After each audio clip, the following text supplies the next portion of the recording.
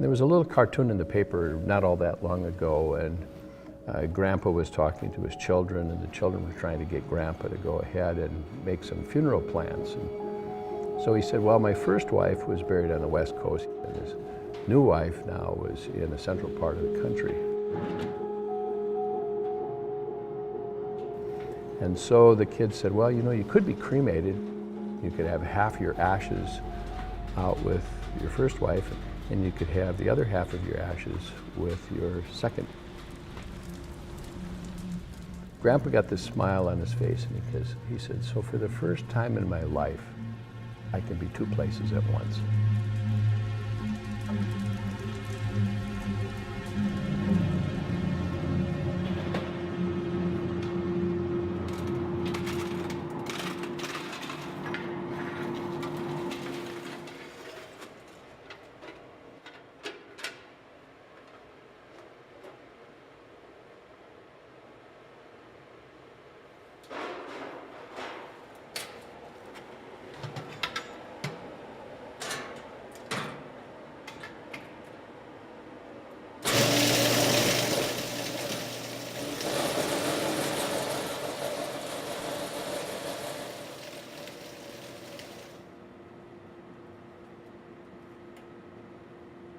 When I started in this work, the cremation rate was 1.5%. Those of us that will survive in the future are the ones that have been able to become adaptive. When a family comes to us and says, you know, we would like to have our horse out in front of your building, a live horse, because our daughter or son was a horseback rider. We'd like to have the Harley Davidson brought into the building, and we'd like the ashes to be placed inside the saddlebags. We don't raise our eyebrows and look as though this is really unusual. We look at how do we make this happen. So this, what you're seeing, is really an evolution. Well, this is our Bradshaw Celebration of Life Center.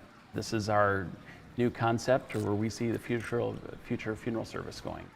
Up until now, there has really been only one type of cremation, and that's the kind that most people are familiar with, which is flame-based cremation. There was a new type of cremation that has been developed, green cremation. It basically is a water-based cremation. We're the first in Minnesota and the second in the nation to offer it.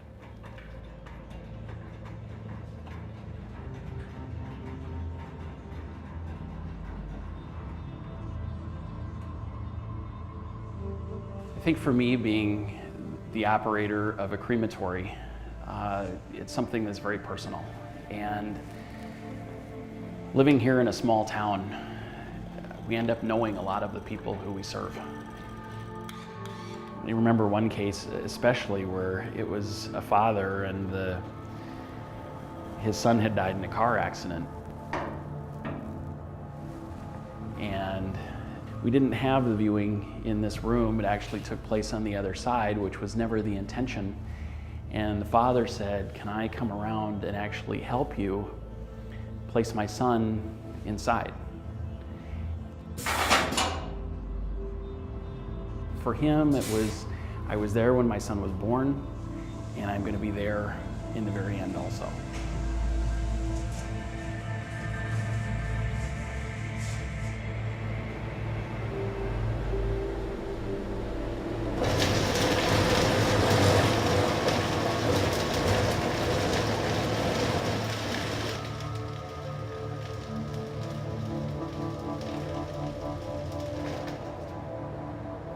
It's really a big deal to be the last person that's there and performing kind of the final act.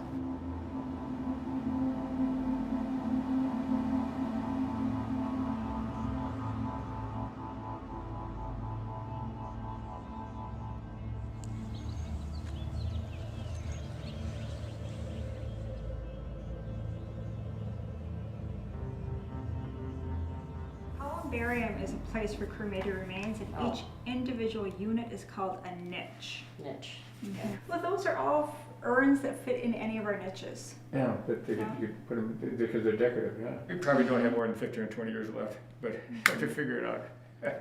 Anyway, yes, I'd like to look at this. So, do you have an estimate of what the cost of the building? This building? Just under 30 million. Mm-hmm. That's a lot per square foot. This particular wall just happens to be 10% more than the niches I showed you. Because this is a nicer place. Come on. Well, not because it's a nicer place, because it's a little bit more popular. Oh, I see, okay. Yeah. You know, how expensive are these? They go from anywhere from 28,000 to 49,000. I think the board is taking a cut on this. It's too expensive. Garage. How many people keep ashes in their garage? I think we would all be surprised to learn just how many people retain the cremated remains at home. Really? Yeah, that's amazing. Yeah. And he Well, said, it's a lot cheaper. Well, yeah, but then if nothing gets done with them and that person should pass on, then what happens? Yeah, but I don't, what's the point of that? You know, He what said cremation does allow is for procrastination. Yeah. Yeah, I guess you're right, but Yeah. well, that's kind of weird. Yeah. Yeah, I won't keep any of your ashes, because you're all with me anyway. Thank you. so- That's really something, that's amazing. Okay, well, this is very interesting. There's so many different things you can do. Lots of choices. And I'm certainly sorry you're here. My sympathies, of course. Yeah. When are you going to put mom's ashes in? Now, maybe you know that already. Maybe you've got a mom's cookie jar or her, you know, her antique Chinese pot. Or I mean, people get very creative.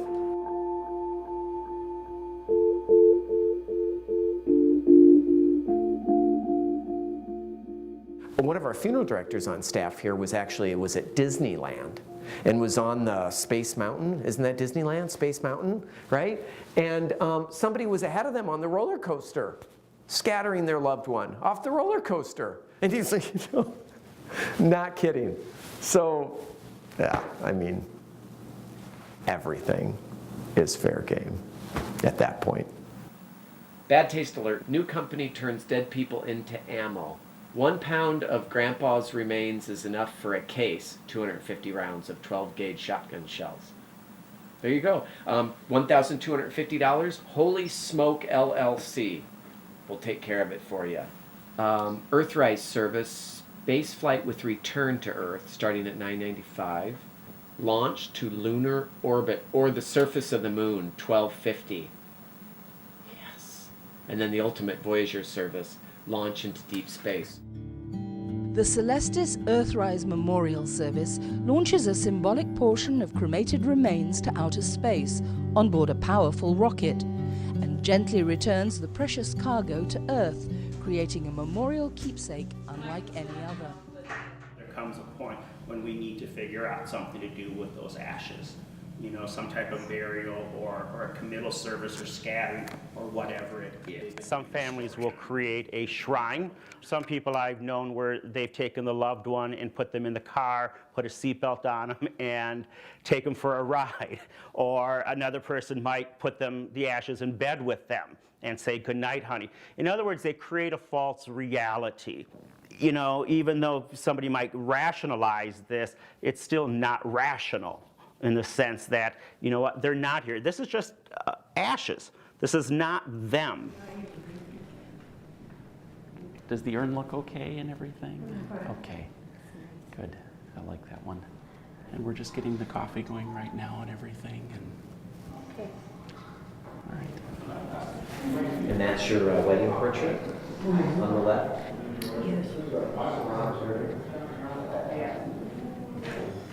How long were you married? 65 years. 65. Yeah.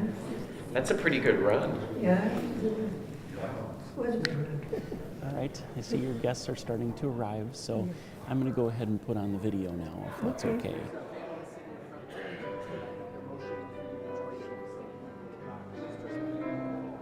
There is kind of this spiritual sense in Scripture that says, ashes to ashes, dust to dust, we must return. There comes a point when we must surrender. We must let that person go. I had several cases where several women, maybe 6-7 months after their spouse died, who had developed cancer and other serious illnesses because they had not let go.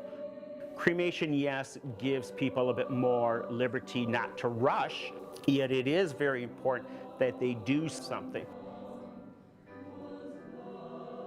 I chose cremation mainly because of the expense of a funeral. And our thinking was such a waste People buy these big caskets. They put them in the ground, and in time they do deteriorate. So I figured this would be the only way to go. I also am going to be cremated. So we'll be together, of course.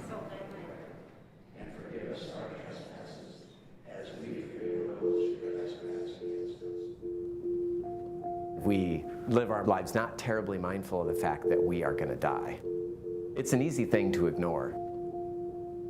As far as liking the options, burial, cremation by fire, or cremation with use of water, I don't like any of them. That's the bottom line. I've told my wife that if I die, and it's possible, I want her to bring me home, lay me out on the kitchen table. She's got to wash me and dress me. And I'd like to be buried directly in the ground without a vault. I'd like my body to sort of become part of the cycle of life again. If I were to die, at this point, my preference would, I'm still making my own choices, and it would probably be between burial or green cremation. I suppose right now, if I were to die rather suddenly, my full body would be buried in the ground and I would not be cremated. So we're not advocating doing one or the other. And there are discussions out there about new traditions and such like this. Bottom line is we all have different traditions. So it isn't like we all have to follow one path. What a boring country it would be if we all followed the same path.